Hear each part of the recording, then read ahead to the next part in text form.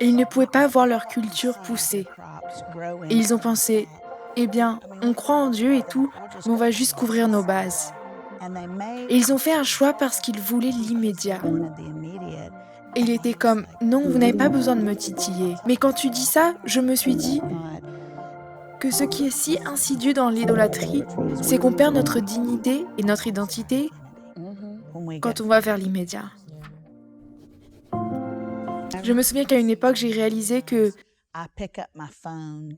si je suis triste ou en colère, je prends mon téléphone pour contacter l'une de 3 personnes avant de m'agenouiller pour aller voir mon sauveur. Et j'ai pensé, je dois m'assurer que mon téléphone soit en deuxième, troisième ou quatrième position quand je veux être réconforté ou convaincu. Quand je dis, tu peux la croire ou les potins, c'est comme, laissez-moi vérifier tout ça d'abord au Seigneur. Et puis bien sûr, il m'a donné cette communauté, il veut qu'on vive en communauté.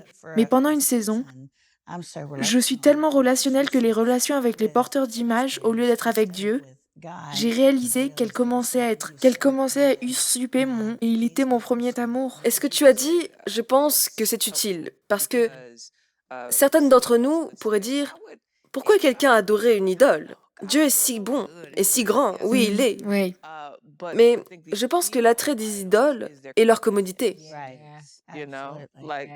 Vous pouvez prier et vous asseoir avec Dieu, mais vous devez vous c'est asseoir vrai. là et attendre et avoir confiance. C'est vrai. Je n'ai pas à faire confiance à quoi que ce soit. Si je dois juste aller au magasin d'alcool et acheter une bouteille, il n'y a pas de foi attachée à ça. Et donc, je pense qu'une partie de notre problème est dans la patience. Parce que même dans l'Exode 32, quand Israël a fait le veau d'or, ce qui les a motivés à le créer, c'est qu'ils ne savaient pas où était Moïse. Il avait mis trop de temps. On était prêt à partir. Alors, créons une autre chose, créons un autre Dieu qui va nous amener là où nous devons aller. C'est l'impatience qui alimente parfois cette idolâtrie. Et l'incrédulité. Dans Exode 20, il y a ça. Ils recalent les 10 commandements.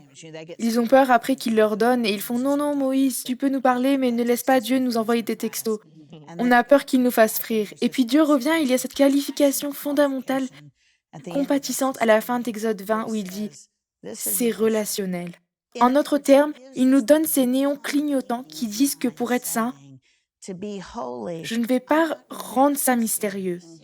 Je vais vous dire comment marcher. Et parce qu'on ne croit pas, on n'attend pas. Et finalement, on ne croit pas. Parce que s'ils avaient cru, il nous a dit qu'il voulait communiquer avec nous. Eh bien, si Moïse s'est envolé et qu'on ne le revoit plus jamais, Jéhovah veut communiquer avec nous.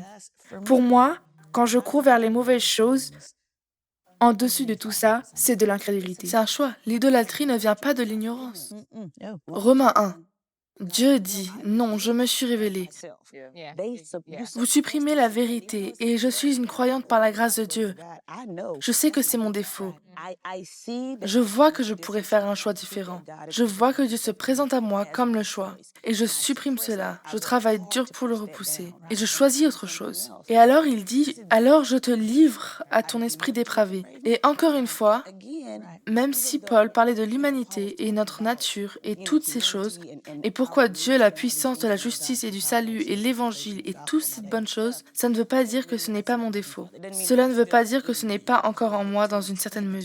Je dois savoir que cette grâce s'ajoute à ma nature pécheresse. Et donc, quand j'ai commencé à penser à ça et que j'essaie de trouver des moyens de me donner de la grâce, comment suis-je arrivé là? Et Dieu était comme, tu as choisi chaque fois.